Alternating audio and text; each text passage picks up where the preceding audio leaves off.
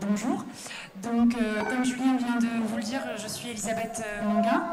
Donc, je suis architecte diplômée d'État depuis 2007 et habilitée à la maîtrise d'œuvre en nom propre, c'est-à-dire habilitée à suivre du chantier et à signer les plans depuis 2008. J'exerce en libéral à Bordeaux depuis le 1er janvier 2010, donc depuis à peu près 7 ans.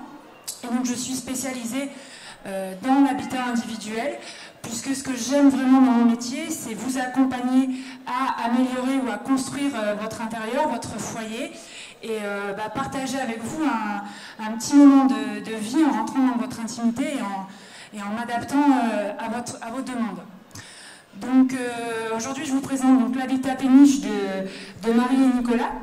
Donc, je les ai rencontrés en février 2015. C'est un couple de quarantenaires très dynamiques qui ont eu un véritable coup de cœur pour un bien atypique, d'abord sur papier, sans se rendre compte qu'il s'agissait d'une péniche. Et puis, quand ils l'ont découvert, ça a confirmé leur coup de cœur. Donc, c'est une péniche fraissinet. Donc, fraissinet, c'est un gabarit de péniche qui supporte de passer dans toutes les voies navigables de France, et notamment dans les canaux et le canal du Midi. Donc c'est des péniches qui doivent être inférieures à 5,05 m de large et à 38 mètres de long. C'est un gabarit qui est un peu ancien, qui date de 1880, et qui s'adapte aussi aux différents ponts, notamment en termes de hauteur. Voilà. Donc leur péniche, à eux, ne fait pas les 38 mètres, elle a été coupée. L'ancien propriétaire en avait enlevé un morceau. Donc aujourd'hui, elle fait 27 mètres de long, et 5,05 m de large en extérieur, donc 4,80 m à l'intérieur. Mais la surface de l'habitat possible est d'environ 100 mètres carrés, et puis après on a aménagé les extérieurs sur à peu près 60 mètres carrés. Voilà. Donc la péniche, le programme des clients était assez simple. Ils avaient besoin de 2 chambres qu'ils voulaient très distinctes. Donc une des chambres a trouvé sa place dans la partie qu'on appelle la cabine du marinier. Donc c'était la seule zone habitable de la péniche, puisqu'avant elle servait au transport de marchandises. Donc c'est un espace où on retrouve une petite chambre avec sa salle de bain. C'est un espace qui a quand même été partiellement surélevé, puisque à l'époque, la hauteur maximum était de 1,70 m, donc on ne passait pas debout. Voilà, et l'autre chambre s'est retrouvée, donc elle, complètement à l'avant du bateau, à côté de l'ancre. Et donc c'est une suite parentale beaucoup plus large, avec son espace bain, son dressing et aussi un petit espace de sport. Entre ces 2 chambres, ils voulaient vraiment que l'on traite l'espace comme un loft. Donc vraiment des espaces très ouverts, avec les marqueurs de l'habitat traditionnel, c'est-à-dire la cuisine, l'espace repas, le salon et 2 bureaux. Pour le projet, on est parti sur 3 principes, sur 3 concepts. Donc le premier, c'était la finesse du bateau. Donc comme je vous ai dit, le bateau fait à peu près 4,80 m de large à l'intérieur, ce qui est très fin pour un habitat. Et on a décidé de surtout pas s'opposer à cette forme du bateau qui lui donne toute sa caractéristique, mais vraiment jouer avec et venir souligner la longueur du bateau avec des aménagements en longueur. Le second point fort du projet, c'était le côté industriel et le côté bateau, puisqu'en fait, c'est un bateau en métal avec des éléments forts, des poutres, des tirants. Il y a aussi la machinerie qu'on a dû traverser pour relier les 2 côtés du bateau. Donc voilà, il y a des éléments forts, mais qu'on a décidé de mettre en avant et de laisser brut. Et puis après, il ne fallait pas oublier surtout que ce soit un habitat, donc ramener de la chaleur à cet intérieur, donc de la lumière. On a essayé de beaucoup travailler la lumière, le bois et différentes matières assez chaleureuses, avec des cuirs, des textures et des choses qui ramènent un peu de vie dans l'habitat. Alors pour la réalisation, donc c'est une réalisation, un projet qui s'est conçu en à peu près 3 mois, ce qui est assez rapide, mais qui vient du fait que le bateau est assez figé, donc on ne peut pas construire au-dessus ou à côté, et on a la coque qui délimite l'ensemble, et pas mal de contraintes techniques qui figent certaines choses.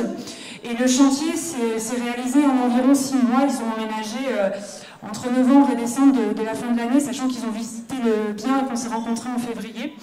Donc c'est très rapide, mais ça a été aussi possible parce qu'ils ont fait le projet en autoconstruction, c'est-à-dire que c'est eux qu'on réalisait les travaux à 80%. Voilà, donc tout ce qui était très technique, on est passé par des entreprises et je les ai accompagnés. Et puis, ils avaient vraiment envie de mettre la main à la pâte, on va dire, de participer au projet de l'intérieur, et ils ont réalisé 80% des travaux. Sur le budget de l'opération, entre l'achat du bien, les travaux, le mobilier, les extérieurs, le jacuzzi, parce que c'est un bateau qui a un jacuzzi à l'avant, on est sur une enveloppe totale de 310 000 €. Donc pour, je vous le répète, 100 mètres carrés habitables et 60 mètres carrés d'extérieur. Donc c'est un budget qui est plutôt accessible.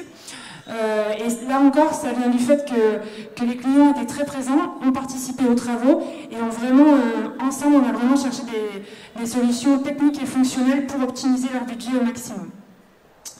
Donc maintenant, je vais vous montrer quelques photos du projet réalisé. Donc ici, on voit assez bien une grande poutre noire au plafond, qui est en fait un tirant qui maintient l'écartement de la coque, qui apporte vraiment un côté industriel et qui est vraiment concret, quoi, qui permet vraiment à la structure du bateau de se maintenir. Il faut savoir que quand on a récupéré la péniche, il y avait plein de fausses poutres qui masquait en fait la vraie poutre, la vraie structure du bateau. Donc on a vraiment décidé d'épurer le bateau et de laisser les éléments techniques faire surface. Donc, sur cette photo, l'espace est très ouvert à la manière d'un loft, et en même temps Marie est une cliente qui cuisine beaucoup, donc elle avait besoin d'une cuisine pratique et fonctionnelle. Donc on est parti sur du mobilier de cuisine standard qu'on a habillé et qu'on a personnalisé, notamment pour pouvoir cacher sur votre droite une partie du plan de travail où on retrouve la cafetière et tous les robots. Ceci, ça nous permet d'avoir une cuisine qui semble toujours propre et dégagée, et du coup dans l'espace du salon et de la pièce à vivre, ça donne quelque chose de plus rangé, de plus clair finalement, de plus grand. Sur cette photo, on revoit toujours la cuisine et on comprend vraiment l'idée d'aménager en longueur.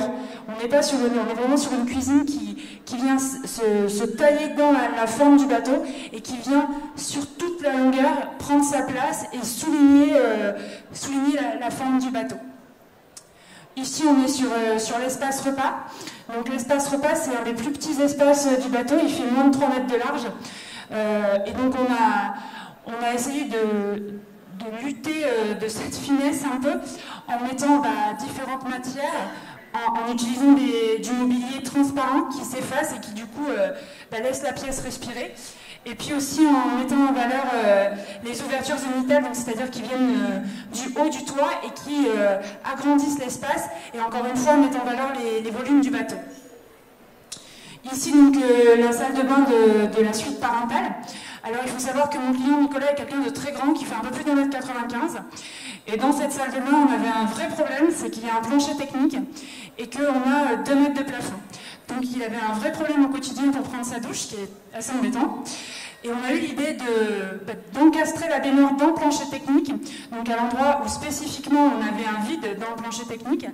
Et aujourd'hui, il peut prendre sa douche tous les jours, ce qui est quand même assez important.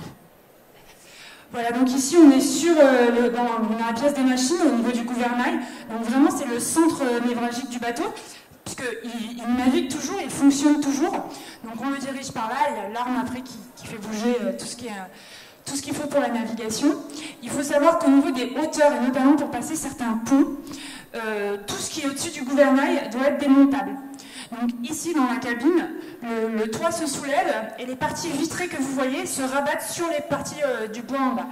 Donc voilà, tout ce qui est au-dessus du gouvernail doit pouvoir se démonter et se rabaisser. Il en est même pour tous les aménagements extérieurs, il y a des garde-corps, des pergolas, tout peut se démonter. Donc ils ne le démontent pas effectivement au quotidien quand ils sont à quai, mais ils sont susceptibles de partir pour plusieurs jours, et à ce moment-là, pour certains points précis, ils doivent démonter les extérieurs. Le spa qui est en extérieur, lui, a été mis à un endroit stratégique pour ne pas justement dépasser ses gabarits de hauteur et pouvoir permettre de passer les ponts, les différents ponts. Voilà. Et ici, donc, on est bien sur bassin à flot. Donc, vous voyez que sur cette photo, la Cité des Vins était encore en construction pour les Bordelais. Voilà. Donc, une petite conclusion sur ce projet. C'est un chantier qui a été vraiment de proximité, c'est-à-dire que j'ai eu une vraie relation d'amitié avec les clients. Je les ai vraiment accompagnés dans un changement de vie, puisque en 6 mois, ils ont changé de maison, ils se sont mariés et ils ont eu une merveilleuse petite fille. Donc voilà, c'était vraiment une belle étape de leur vie avec laquelle je les ai accompagnés avec plaisir. Ça a été un chantier atypique dans la forme forcément, mais aussi dans le fonctionnement. D'une part parce qu'ils étaient tous les jours sur le chantier à réellement travailler et finalement à développer des relations avec tous les acteurs du chantier. Et du coup, c'est un chantier où tout le monde se croisait, où tout le monde restait un peu le soir pour discuter. Voilà, un chantier vraiment de proximité. Ça vient aussi du quartier. Alors le quartier, entre eux, il s'appelle les Pénichards. Et c'est un peu comme une espèce de famille ou de petit village où tout le monde se connaît, tout le monde prend des nouvelles. Et puis tout le monde se donne des petits conseils sur son expérience de péniche, ce qu'il ne faut pas oublier de faire et ce qu'il faut prendre en considération. Voilà, c'est fini pour moi et je vous remercie de votre attention.